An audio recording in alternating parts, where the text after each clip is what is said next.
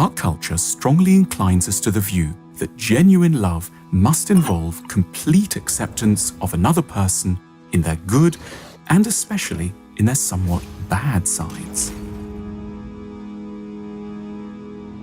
In moments of fury with our partners, we may be tempted to dismiss their complaints against us with the cry, "Just love me as I am."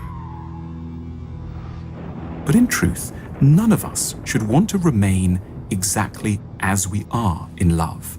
And therefore, none of us should too strongly want another person to love, as opposed to tolerate or simply forgive, what is warped within us.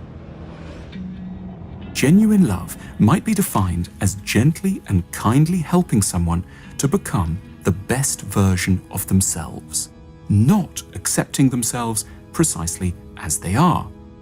It isn't a betrayal of love for someone to try to help us to evolve, to teach us to become better people. In fact, it may be the highest proof of genuine commitment. Unfortunately, under the sway of a romantic ideology that makes us suspicious of emotional education, most of us end up being terrible teachers and equally terrible students in relationships. We don't accept the legitimacy, let alone the nobility, of others' desire to teach us, and we can't acknowledge areas where we might need to be taught. We rebel against the very structure of a lover's education that would enable criticism to be molded into sensible-sounding lessons and to be heard as caring attempts to rejig the more troublesome aspects of our personalities. At the first sign that the other person is adopting a teacherly tone, we tend to assume that we're being attacked and betrayed, and therefore we close our ears to the instruction, reacting with sarcasm and aggression to the teacher.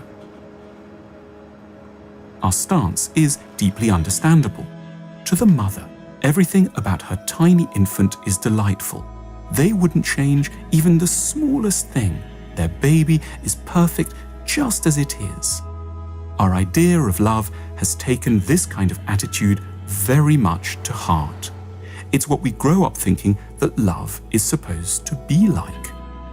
The suggestion that another person could want us to change, grow, or improve is taken as an insult to love. The problem is, the mother never in fact loved us just as we were. She hoped we would keep growing up, and the need to keep growing up is still there. Our bodies may be fully formed, but our psyches always have some growing up still to do. We should never hold it against our lovers if they don't love us just as we are. They're doing something far more generous, wanting us to be a little better.